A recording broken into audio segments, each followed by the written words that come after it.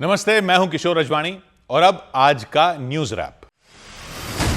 दिल्ली में प्रदर्शनकारी छात्रों ने सरकार के बातचीत के प्रस्ताव को ठुकरा दिया।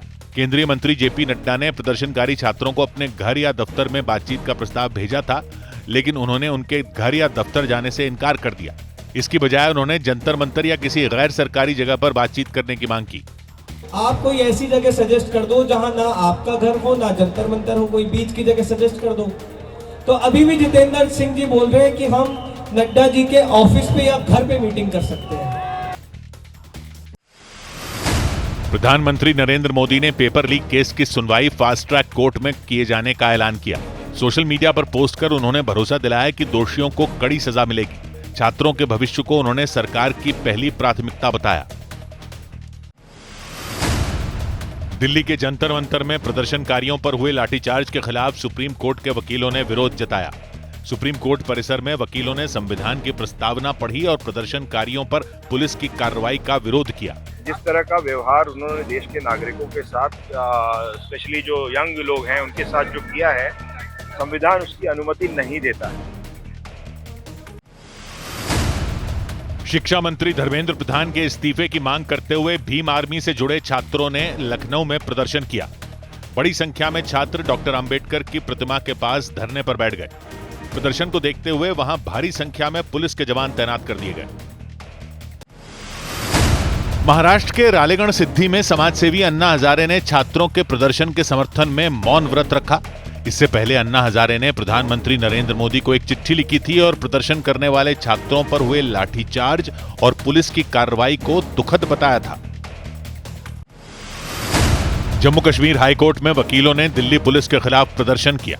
उन्होंने जंतर मंतर पर प्रदर्शन के दौरान छात्रों पर हुए लाठीचार्ज पर नाराजगी जताई। प्रदर्शन कर रहे वकीलों ने मामले में निष्पक्ष कार्रवाई की मांग की। फिल्म एक्टर आलिया भट्ट ने सोशल मीडिया प्लेटफॉर्म के जरिए छात्रों के प्रदर्शन का समर्थन किया, साथ ही उनके साहस की सराहना की।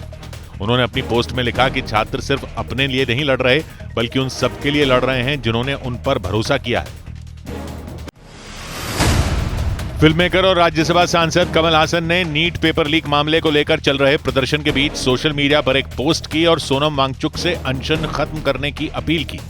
इसके साथ ही उन्होंने छात्रों पर हुए लाठीचार्ज का भी विरोध किया। एक्टर हुमा कुरैशी ने नीट पेपर लीक मामले को लेकर प्रदर्शन कर रहे छात्रों का समर्थन किया। हुमा कुरैशी दिल्ली के जंतर मंतर पहुंची और उन्होंने इसे लोगों का आंदोलन बताते हुए छात्रों से एकजुट रहने की अपील की। गायक बी प्राक ने देश भर में चल रहे छात्रों के प्रदर्शन का समर्थन किया। उन्होंने सोशल मीडिया पर एक पोस्ट करके छात्रों की बात सुनने की सरकार से अपील की। उन्होंने छात्रों को देश का भविष्य बताया। सोशल मीडिया पर उन्होंने लिखा कि छात्रों के सपने और उनकी उम्मीदें बहुत कीमती हैं। जम्मू कश्मीर के कटड़ा में भारी बारिश की वजह से लगातार 5वें दिन भी वैष्णो देवी यात्रा रुकी रही। वहां यात्रा मार्ग पर पहाड़ खिसकने की आशंका जताई गई, जिसकी वजह से प्रशासन ने एहतियातन यात्रा को रोक दिया। जम्मू कश्मीर के राजौरी में अचानक आई बाढ़ में एक नए पुल का बड़ा हिस्सा ढह गया। इसके साथ ही जल जीवन मिशन के तहत बिछाई गई पानी की पाइपलाइन को भी भारी नुकसान पहुंचा, जिसके बाद इलाके में पीने के पानी की सप्लाई ठप हो गई। गुजरात के वलसाड में भारी बारिश के बीच पुलिस ने बाढ़ में फंसी एक गर्भवती महिला को बाहर निकाला। पुलिस और नगरपालिका की टीम पानी में डूबे चिपवाड़ इलाके में पहुंची और एक नाव के जरिए उस महिला समेत कई लोगों को सुरक्षित जगह पर पहुंचाया। वलसाड में उफनते सैलाब के बीच एक मोटरसाइकिल सवार को बचाया गया। वो मोटरसाइकिल सवार पानी में डूबी सड़क से गुजरने की कोशिश कर रहा था, लेकिन वो खतरनाक लहरों के साथ बहने लगा। कुछ देर तक जद्दोजहद करने के बाद उसे बाहर निकाला गया। गुजरात के अहमदाबाद में भारी बारिश के बाद सड़कों पर लोगों के घुटनों तक पानी भर गया। जल भराव के कारण गाड़ियों की रफ्तार थम गई। कई कार और मोटरसाइकिलें पानी के बीच फंस गईं, जिससे लोगों की परेशानी बढ़ गई। महाराष्ट्र के नासिक में मूसलाधार बारिश की वजह से गोदावरी नदी उफान पर आ गई। उसके आसपास के कई इलाकों में बाढ़ जैसे हालात हो गए। बड़े बड़े मंदिरों की सिर्फ छत ही दिखाई दी, जबकि छोटे छोटे मंदिर पानी में समा गए। महाराष्ट्र के पालघर जिले में लगातार हो रही भारी बारिश की वजह से कई इलाके जलमग्न हो गए। मौसम विभाग ने ऑरेंज अलर्ट जारी कर दिया।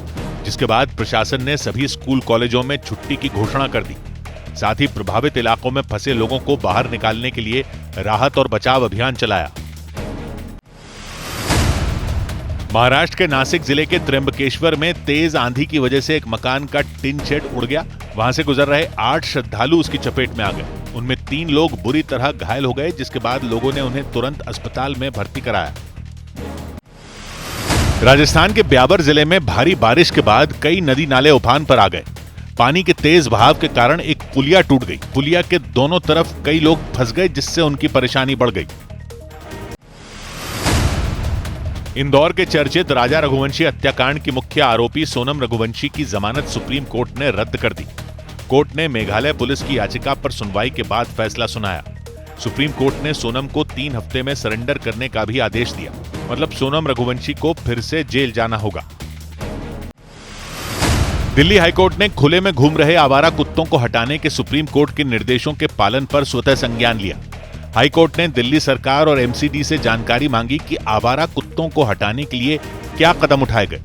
इस मामले में कोर्ट ने 31 जुलाई तक रिपोर्ट दाखिल करने का निर्देश दिया। केंद्र सरकार ने ई रिक्शा की बैटरी को रिमोट कंट्रोल करने वाले मोबाइल ऐप को ऐप स्टोर से हटाने का आदेश दिया। केंद्रीय मंत्री जितिन प्रसाद ने लोकसभा में बताया कि सरकार ने साइबर सुरक्षा और लोगों को डिजिटल खतरों से बचाने के लिए यह कदम उठाया। यूएन में भारत ने सिंधु जल समझौते के मुद्दे पर पाकिस्तान को जबरदस्त फटकार लगाई।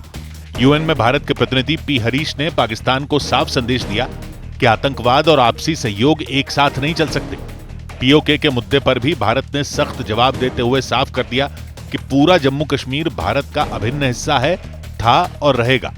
As for the Union Territory of Jammu and Kashmir, it has always been, is, and will remain an integral and inalienable part of India. This is a constitutional and legal reality that Pakistan deliberately chooses to ignore. Punjab के फरीदकोट में police ने pharmacist भर्ती परीक्षा के दौरान hi tech तरीके से नकल कराने वाले गिरोह का पर्दाफाश करने का दावा किया। पुलिस ने 26 आरोपियों को गिरफ्तार कर लिया। पुलिस के मुताबिक अभ्यर्थी कलम, कैमरे और वायरलेस डिवाइस के जरिए नकल कर रहे थे, लेकिन परीक्षा खत्म होने से पहले ही उन्हें पकड़ लिया गया। अफ्रीकी देश डेमोक्रेटिक रिपब्लिक ऑफ कॉन्गो में इबोला वायरस के नए स्ट्रेन से 1000 से ज्यादा लोगों की मौत हो गई। वहां डॉक्टरों ने चेतावनी दी कि संक्रमण को रोकना मुश्किल हो रहा है। ऐसे में संक्रमण से बचाव के लिए दुनिया के कई दूसरे देशों से मदद की अपील की गई।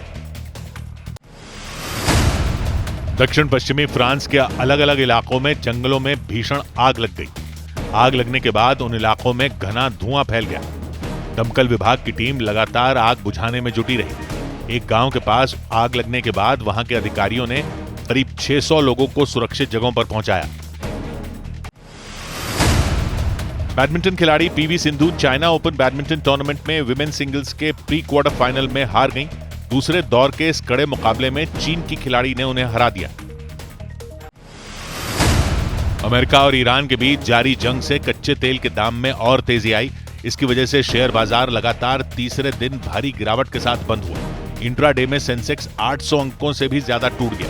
ब्रॉडर लेवल पर भी काफी दबाव दिखा। मिड कैप और स्मॉल कैप दोनों इंडेक्स में गिरावट रही।